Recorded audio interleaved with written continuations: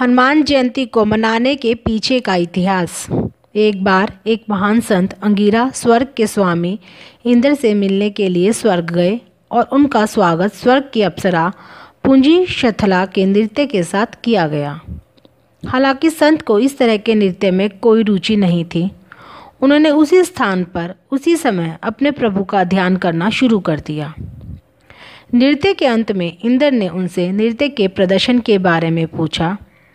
वे उस समय चुप थे और उन्होंने कहा कि मैं अपने प्रभु के गहरे ध्यान में था, क्योंकि मुझे इस तरह के नृत्य प्रदर्शन में कोई रुचि नहीं है। यह इंद्र और अप्सरा के लिए बहुत अधिक लज्जा का विषय था। उसने संत को निराश करना शुरू कर दिया और तभी अंगिरा ने उसे श्राप दिया कि देखो, तुमने स्वर्ग से पृथ्वी को नीचा दिखाया है। तुम पर्वतीय क्षेत्र के जंगलों में मादा बंदर के रूप में पैदा हो।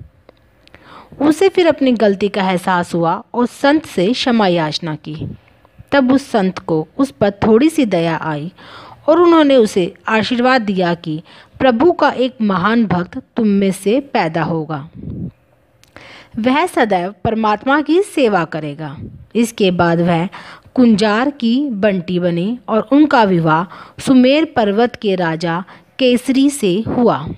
उन्होंने 5 दिव्य तत्वों जैसे ऋषि अंगिरा का शाप और आशीर्वाद, उसकी पूजा, भगवान शिव का आशीर्वाद, वायुदेव का आशीर्वाद, पुत्र श्रेष्ठी यज्ञ से हनुमान को जन्म दिया। यह माना जाता है कि भगवान शिव ने पृथ्वी पर मनुष्य के रूप पुनर्जन्म 11वें रुद्र अवतार के रूप में पृथ्वी हनुमान बनकर जन्म लिया, क्योंकि वे अपने वास्तविक रूप में भगवान श्री राम की सेवा नहीं कर सकते थे।